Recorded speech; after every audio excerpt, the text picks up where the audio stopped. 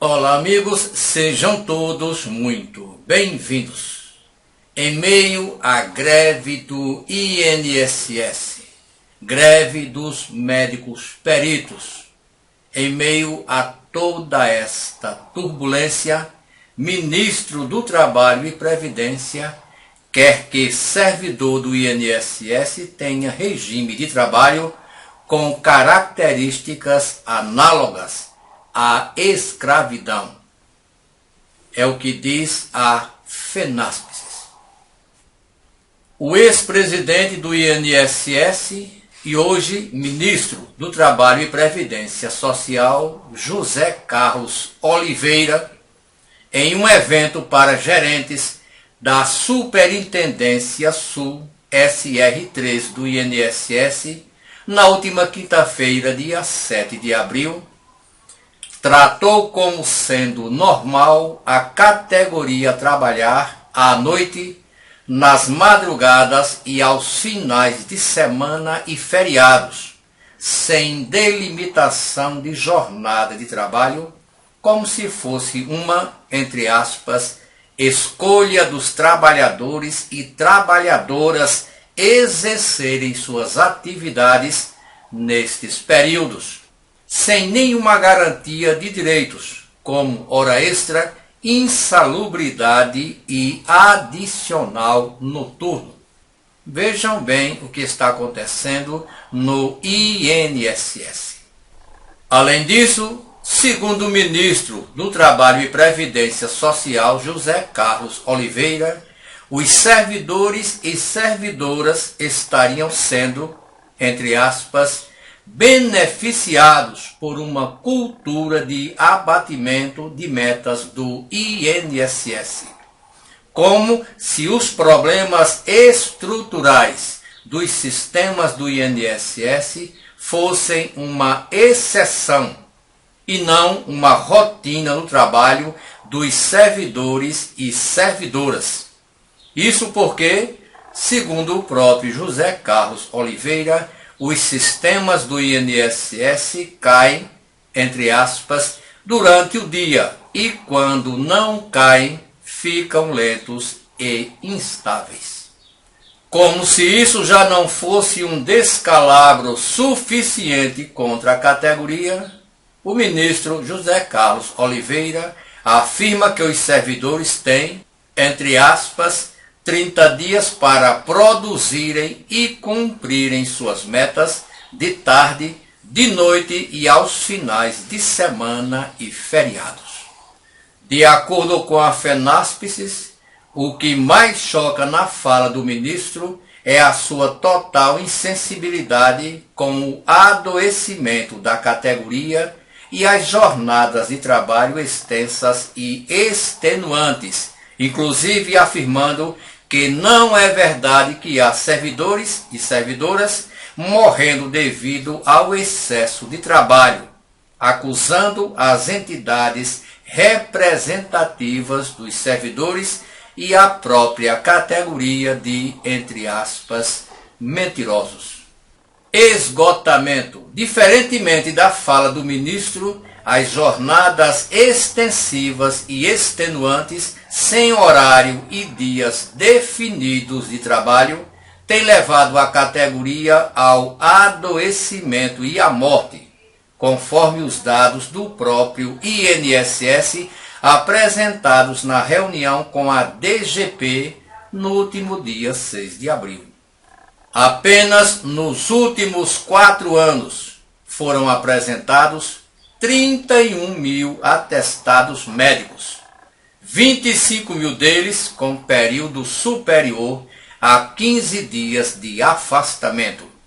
Nos locais de trabalho há diversos relatos de esgotamento mental e inclusive de suicídio de trabalhadores do INSS.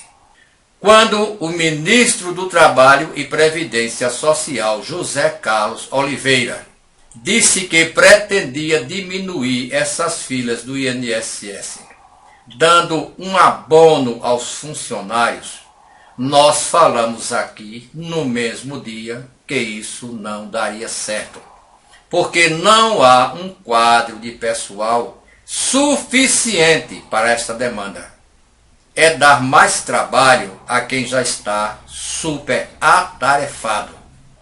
E vejam que nós falamos isso não concordando com esta ação do novo ministro da Previdência e Trabalho, José Carlos Oliveira, sobre este abono, porque isso já foi feito no passado e não deu resultado.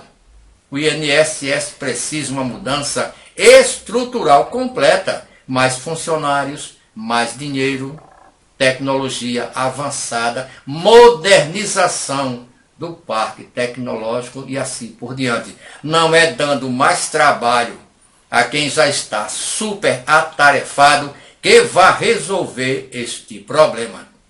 Como vocês podem ver, fenaspes.org.br.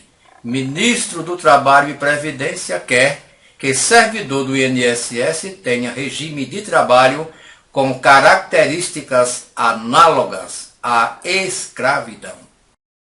Como vocês podem ver, no dia 10 deste mês, nós publicamos um vídeo dizendo mais um erro do INSS.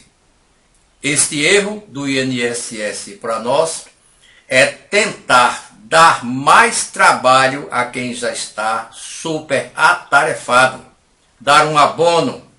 Isso não resolve, porque, como falamos, já foi feito no passado e não deu o resultado.